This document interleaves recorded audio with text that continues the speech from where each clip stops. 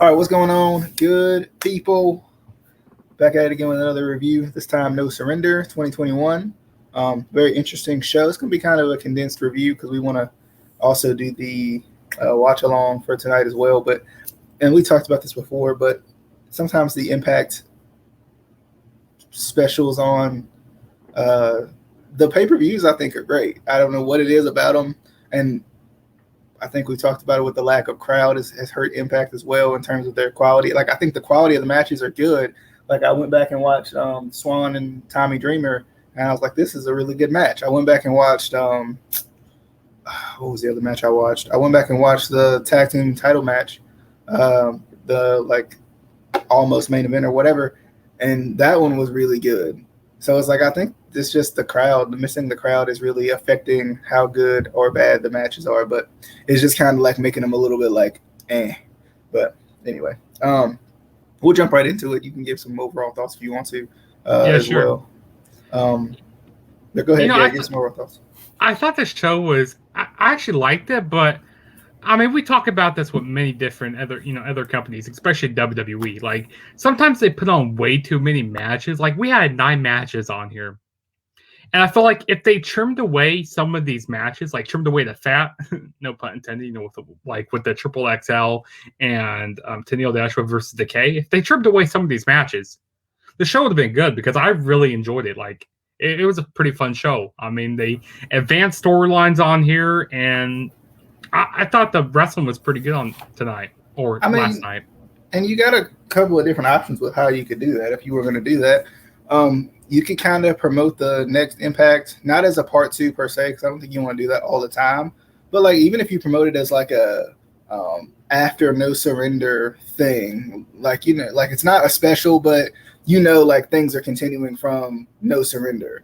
Or something like that, because they used to do the little bell to bell type thing back in the day, or what was it? What they do, like the open fight night or whatever. Like, they had like different themes for their shows. You can do that with these and still be fine. You can like the one night onlys or whatever they're called. Yeah.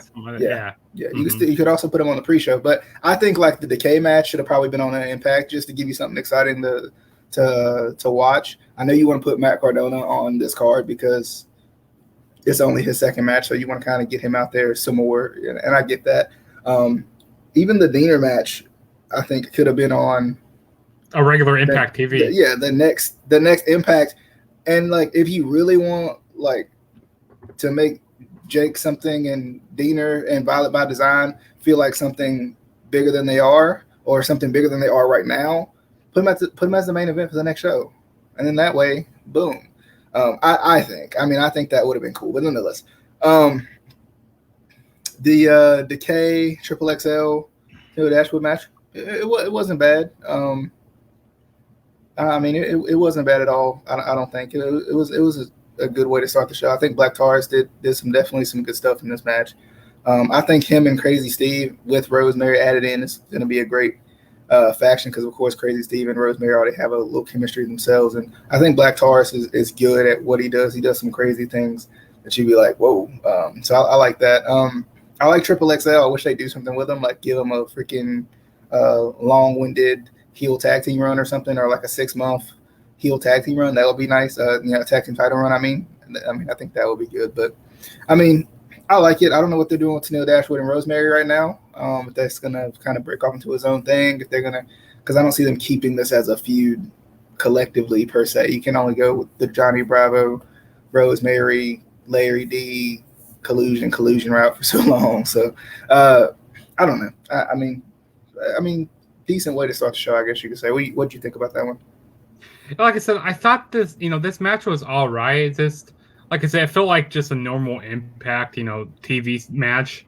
I mean, it was awesome seeing Black Taurus. He was just a monster in this match. And there was this one move he hit. It looked like Ember Moon's finisher. It was like a neck breaker off the top rope. Like, it was like a Eclipse type of move. I thought that was pretty cool. Like, that's the way that Decay won this match. But yep. I thought it was pretty cool seeing Black Taurus. And it's kind of unfortunate what they're doing with Tennille Dashwood right now, because I feel like she should be in the main event picture with, like, in that women's division. As I mean, she's just kind of floating around with a whole bunch of different tag teams. She's coming out on the losing end. So I feel like they need to put her in that main event picture. Like, go up against face Deonna Purrazzo, go against Jordan Grace and them. Like, I want to see her back in that spot. And same with Rosemary. Because they have so many talented women over here. But I thought the match was all right, though. Right. Moving on, Brian Myers and Hernandez versus Eddie Edwards and Matt Cardona. Not like I said, not bad. I think it was kind of cool to see Matt Cardona and Brian Myers go at it more than anything. We were talking about it because we were kind of FaceTiming during the show on and off. But like Eddie Edwards looks like any generic indie wrestler right now. Like I like the gimmick, but I think sometimes the attire is kind of weird in a way.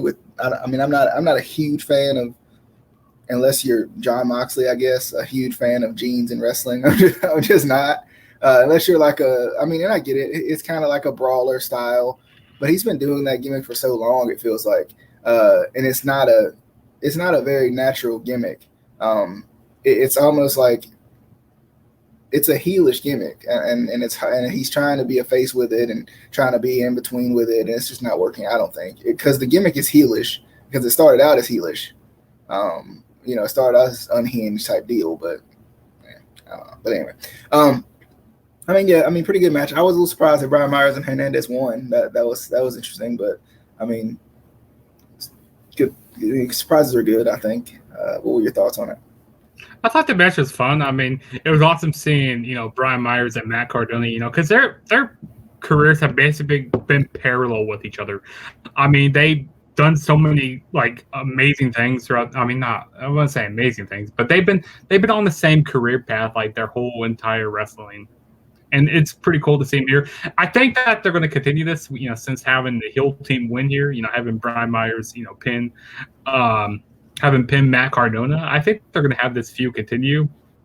And I think it's funny that they call Brian Myers' finisher the roster cut, because how he got cut from. That's funny. Matt Cardona got cut from WWE, so I feel like they're going to make this continue. I don't think they're going to keep like this whole tag team feud continuing, but I think they'll eventually have a blow off eventually here. But I thought the match was all right. It was fun. But there's one thing I have to say about Matt Cardona. I feel like sometimes he's a little bit slow in the ring. Like maybe that could be because like maybe ring rust a little bit. But like when he does his like big comebacks, when he hits his like radio, what's that? Like the Brodsky boot or whatever, or he does his what's his other finisher called? Oh man, the Rough Rider or whatever it's called. I feel like he gets really quick. He's really quick at doing that in the ring. But I tell you, when other moves that he does in the ring, I feel like he's slow a little bit. Like I said, maybe it could be just ring rust. Ring rust, if I could talk right now. Yeah. Well, I don't know. I hate to say it, but I don't think Zack Ryder's a guy who's been in the ring a whole lot during his career. He has, but he hasn't at the same time, like in big spots and stuff like that. I think he's a little bigger now too. Yeah, he does. And we talked about it at length at times. Like it seems like sometimes, like the wrestlers go to Impact, they go to AEW, especially AEW, and they're just huge compared to everybody else. And Matt Cardona is one of those guys. And I think on one hand, yes, he's bigger than everybody else, but I think on the other hand, he's just bigger. And it takes a little bit of time to adjust to wrestling at that, at that weight, that new weight, that new size now too. But maybe that could be what it is. But moving into, and sometimes that happens with Impact too, kind of some awkward movements and stuff like that. I don't know what it is. We can't blame the six-sided ring anymore, but I don't know what that is. So. But Jake something and Diener, I thought it was good. Well, another guy who looks huge, Jake Diener, looks freaking like he looks jacked. And I think it's good because I think that'll somehow put him over, him being that big, and they can play off of that. That like we talked about before, I think they could have made this a main event of the next show to kind of really put these two guys over. That's how you put guys over. I think, I'm not saying I know everything, but from a fan's perspective, if I see these guys in the main event, I may not know them, but I still might be like, okay, these guys got to mean something to me, especially if I'm just tuning into Impact more than anything. Because you already got Eric Young, who's a main eventer out there. so I mean, him being by Diener's side kind of elevates him, in a way. Same thing with Matt Hardy and Private Party. If I don't know who Private Party is, but I see Big Money Matt out there, I'm like, okay, this team got to be worth something to me. So it's, managers can do that, and sidekicks and side pieces. Well, I don't know if I want to call them side pieces, but anyway, they can do that. They can add to your allure as a wrestler. But Jake Something won, which I think is good, because Diener has been destroying Jake Something since the moment he turned on him, and by design has been destroying Jake Something and everybody in their wake, in that regard too. So, I mean, I think it was good. Did they jump Jake after this match? Or they did. Yeah, they jumped him. Yeah, they powerbombed him through a table, which they still get the edge after the match. But nonetheless, I mean, that's what you expect heels to do. That's what heels do. I think I don't think it's not a bad thing to do. But nonetheless, thoughts on this match? I thought the match was good. I was kind of surprised that they gave Jake Something to win here, but I kind of understand at the end, So yeah, Jake Something hit he had like a black hole slam to win the match, and of course after the match, he didn't get very much time to celebrate. He got jumped from the rest of Violent by Design, and I feel like they're going to have this continue. I kind of want to see this go to a big main event picture and stuff, because maybe he faces Joe Dorian, because Joe Dorian, it shows him all three standing there together when they put him through the table. It shows them all three standing there. It shows Joe Dorian at the front. So I feel like the typical babyface, he's going to come back and try to beat him up, try to because Jake Something isn't just going to walk away. He's not going to walk away. Well, like we said before, too, this could be a perfect feud to elevate everybody in it. Because even Joe Doring is another one. They could really elevate him just by having him by having him associated with Eric Young, like we said before. At first I didn't like him very much, and now I'm kind of and I feel like Eric Young, he could be an MVP type of character, somebody who's always in the corner of him, how they do for the Hurt Business. I feel like that could be what they're doing with Eric Young, but I like it. I've been enjoying it. Agreed. Let's jump into the Triple Threat Revolver match, which I think was awesome. Maybe match of the night, possibly. Very good match. So Willie Mack was in there. Trey Miguel, Suicide, Daivari, Chris Bay, Blake Christian, Madman Fulton, Ace Austin, and Josh Alexander, with the latter winning the match, and Josh Alexander, which was surprising. We were surprised watching it. We were like, "Whoa, Josh Alexander won this match!" But I was telling you this too. It seems like maybe they're trying to put him over as a singles guy, because he's been with the North, who was one of the best tag teams I think in Impact. Period.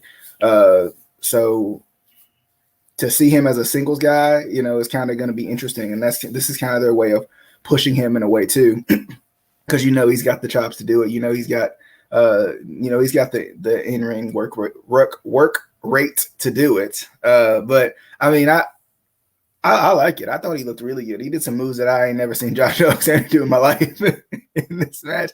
Was he the one that did that little springboard off the bottom rope? Was that him, or was that Trey Miguel? That was Trey Miguel. But I mean, still, Josh Alexander did some stuff. I can't think of him right off the top of my head, but he did some stuff in this match where I was like, "Is this Josh Alexander for real?"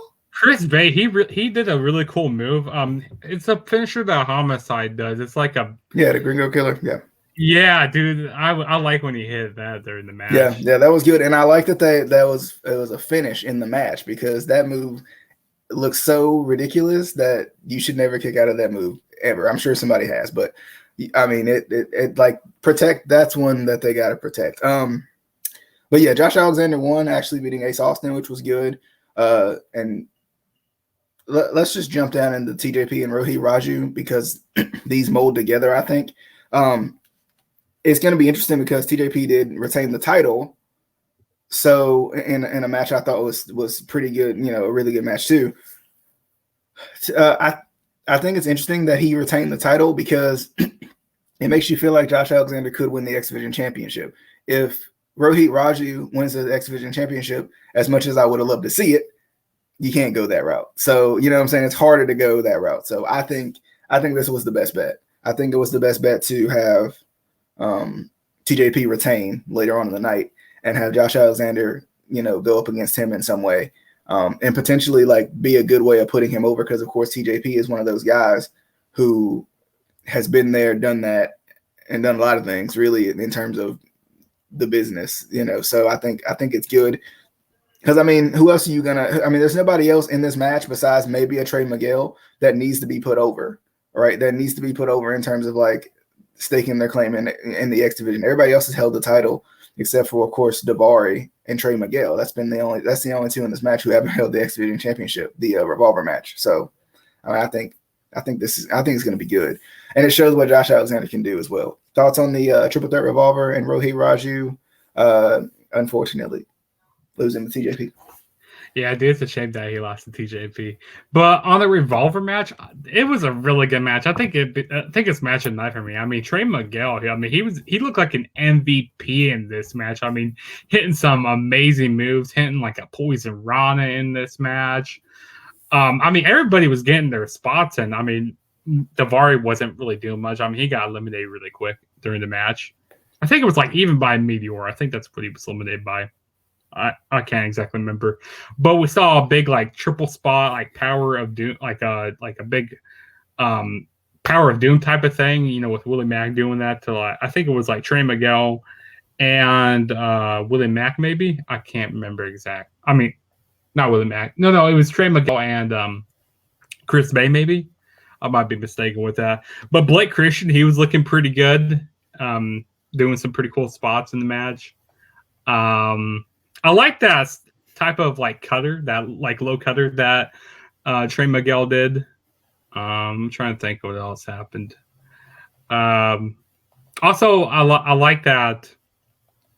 What's his name? Josh Alexander. I like that pile driver he did. That was really good. It was a fun match. A lot of big high spots in this match, which that's what you expect out of the X division. So it was a good match.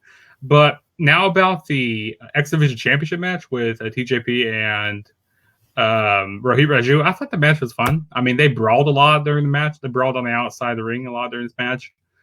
Like a majority of the match that started. But I was kind of surprised that Rohit didn't win the match because, he had Shira by his side. I thought that maybe he would, maybe cost TJP from winning. But no, he actually retained, which was, like I said, really, really surprising. Like, there was a lot of surprises on the show. Like, you thought they were going to go one more with it, but they swerved you, which I'm not, opposed with that because some days, like these days in wrestling, it's like really predictable. You go like, oh, yeah, that guy's going to go over. That guy's going to win. Or, that guy's, someone's going to rush in here. But so I like the surprise element that they had on this show. Well, and I think, too, it would be nice. I think it would be nice to see Rohit Raju and Mahabali Shera continue to work off of each other. Because I'm not sure how Mahabali Shera is to as far as like talking is concerned, because the last thing I think I've heard him say was, "I like to dance, I like to fun." That's the last thing I heard. So, with that being said, I would like to see Rohit maybe talk for Shera and still be like an active, like almost like an active manager in a way, where Rohit is still active in the X division and he kind of pushes Shera to do his own thing. I think that would be nice, and to kind of like that way, Shera can continue to perfect his promo style by learning from Rohit, who is really good at promos, which I don't think any of us really saw coming, but he actually is. So I think that would be nice. Let's see. Tag team title match, Knockouts tag team title match. Fire and Flava versus Havok and Navaeh. No bars intended. I think this was good too. Just the finish was a little because the hard part about I think Texas Tornado tag matches that are no disqualification is like sometimes there's so many big spots that you miss when to end the match, and that happens a lot with last man standing matches, with like the gimmicky matches. There's so many big spots that like sometimes the finish is underwhelming because you should have finished the match 5 minutes ago. But it kind of had more of almost like a traditional tag team match ending to it in a way, and maybe that's why we were like was kind of me. But nonetheless, I mean, for me, I thought it was good. I thought it was a good match in terms of like the in betweens from bell to bell. I thought it was a good match. I love Kiera Hogan and Tasha Steelz. I want to see more normal tag team matches from these guys too, because I think sometimes we fall in love with the aspect of doing a tornado, which tornado tag matches I'm kind of okay with, but we fall out of love, I think, a little bit with regular normal tag team matches and letting us see these tag teams develop as normal tag teams.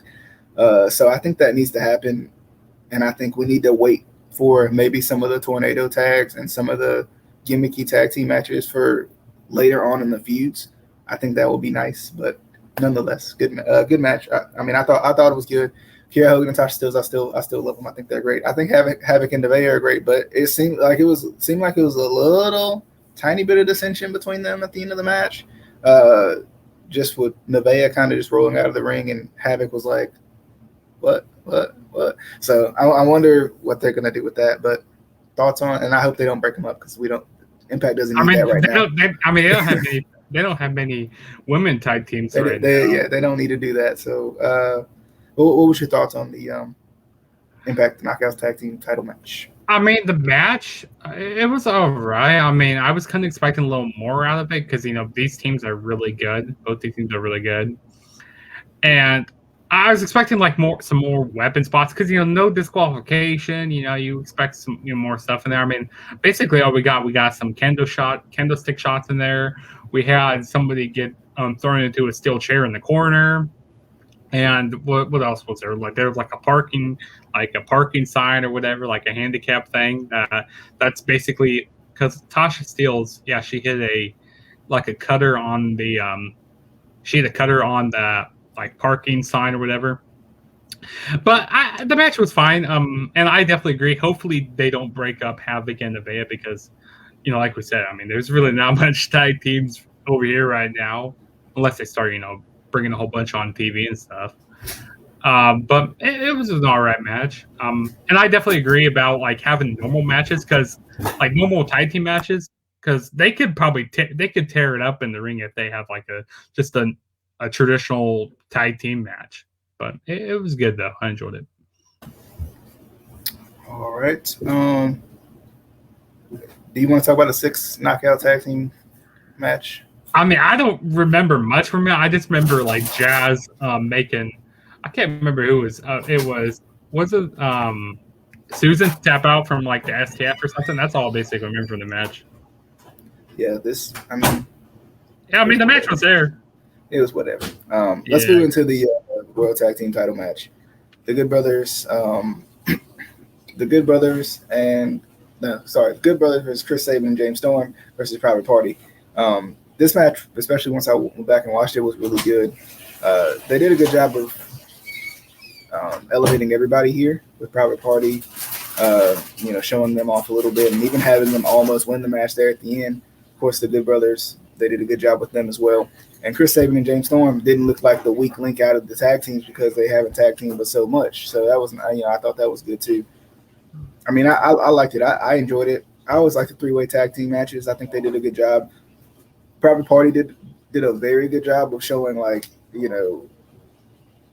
think what we love about tag team wrestling a little bit with a lot of the tandem tag team moves and incorporating some of the kind of newer style of tag team wrestling. And I like that, but they almost won this match and then they lost this match to the Good Brothers, which I thought was good, which is almost heelish in a way, but not at the same time. I think it was a good way to, kind of put Private Party over for kind of the Impact fans, but at the same time, have the Good Brothers kind of steal it away too at the same time. I thought it was good.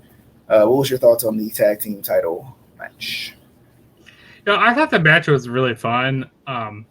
It's kind of showing different styles here. So you got more to the young buck type of guys, with Private Party, different styles going up against with the Good Brothers, the more veterans, and also with James Storm and Chris Sabin. I thought the match was fine. And I also like the expressions that Matt Hardy was doing. I was kind of being really heelish and stuff. Big money Matt, how he's I love this big money Matt persona, and he was even doing the stuff in Impact when he was over here. He was like, "Oh, what suit should I wear? Oh, yes, big money." Like I love this type of I love this heel Matt Hardy, and even Private Party is starting to buy into this being all heel and stuff. And that interview that they did earlier tonight, where Matt Hardy was saying, "Oh yes, you guys could be the second best tag team." I thought that was funny. Behind the Hardys, they could be the second best tag team. But no, I definitely agree. With Private Party doing the tandem offense and stuff, doing all this tag team maneuvers, I thought that was really good. But the more veterans with the Gibb brothers, sneaking in, winning it at the last moment, was smart. And I was hoping that they wouldn't give the titles to Private Party, which I'm happy they didn't. Like a different group coming in. It was good though. It was good. True. I think we got to have medium money, Matt. Yeah, I agree. Triple M. This is the no KC allowed squad. That's what this is. But nonetheless, let's jump into the main event. Rich Swann versus Tommy Dreamer. I'm gonna have to send my apologies out to Tommy Dreamer because this match was good. I liked it. I thought this match impressed me, even though, of course, you knew what was going to happen. You knew how it was going to end. But I keep forgetting that this is Tommy Dreamer. That must be Casey calling. This is Tommy Dreamer, and not Goldberg or Brock Lesnar or some other old person that can't work. No offense to Brock Lesnar or Goldberg that do short matches, I should say, because I think Tommy Dreamer did a good job in this match. I mean, I think with his style and the way he works, and his ability to sell, and probably literally feel pain at this point because of all the craziness he's been through in his wrestling career. I think he did a really good job. I don't know if he really dislocated his finger or he's double jointed. I don't know, but looked like it at least. So I mean, that was good. Did he let Rich Swann stomp on his hand, which I think I could see Tommy Dreamer breaking his entire arm and then letting Rich Swann twist it up even more. Like I could see it, but I thought it was good. I kind of like the storyline of it with it being Tommy Dreamer's birthday. At first I didn't, but like once they kind of got more into it, it was kind of like an old school type storyline. Dreamer reminds me a little bit of maybe like a Jim Cornette or something in a way. Like he's very old school and he's going to work the same way, which is good. It's a good thing. But I still feel like even like a Jim Cornette would teach somebody we're not going to come out here and work a 5-minute match. You're going to work the best match you can because you're going to get this one match, and that might be all you get for the rest of the month. So I mean, that's one thing about Jim I do kind of like is his kind of commitment to the business. But and that's what I liked about Dreamer here. Dreamer felt like he was really trying to work this match. He may be older, he may be a little slower, but he did what he could do in this match. And I thought it was pretty good. Some of the reversals late were good. Some of the false finishes late were good. Rich Swann won the match, of course. But then Moose comes in, of course, as we thought was going to happen. Moose comes in at the end and kind of leaves everybody laying, which I think was good. But thoughts on the main event of the evening as they still kind of milk this Moose versus Rich Swann thing as long as they can. Yeah, the match was good.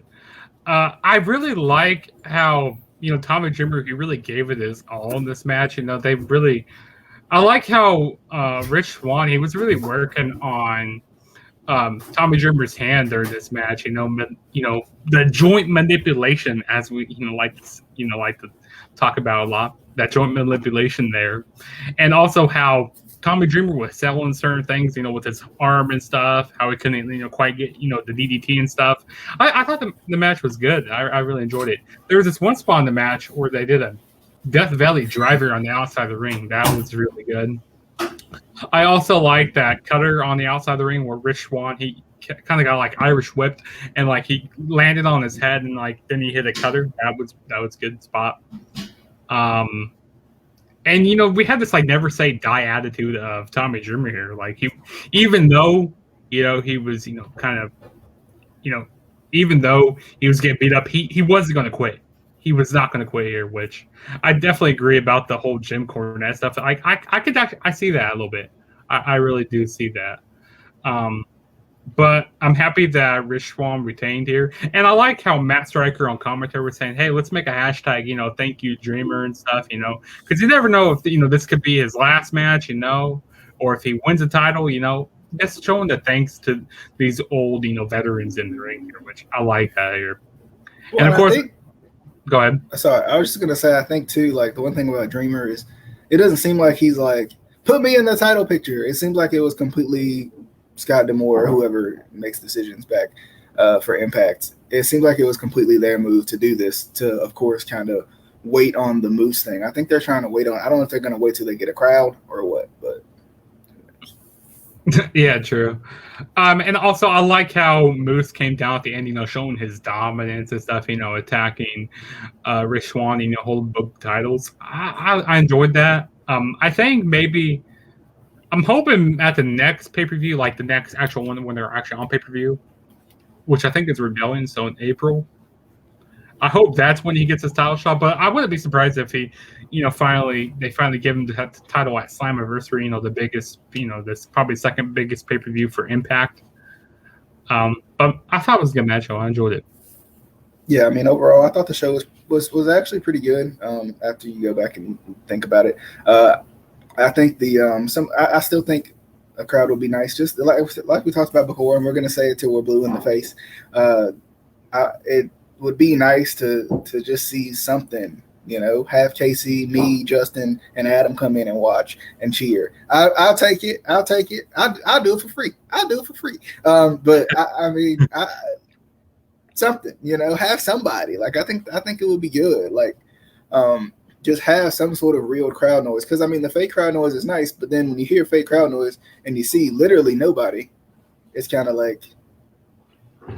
It's almost like, like, and it doesn't work the way a laugh track does in a comedy show, where a laugh track actually makes you laugh. No, like it doesn't work that way. So I don't know, but nonetheless, they need to do that definitely.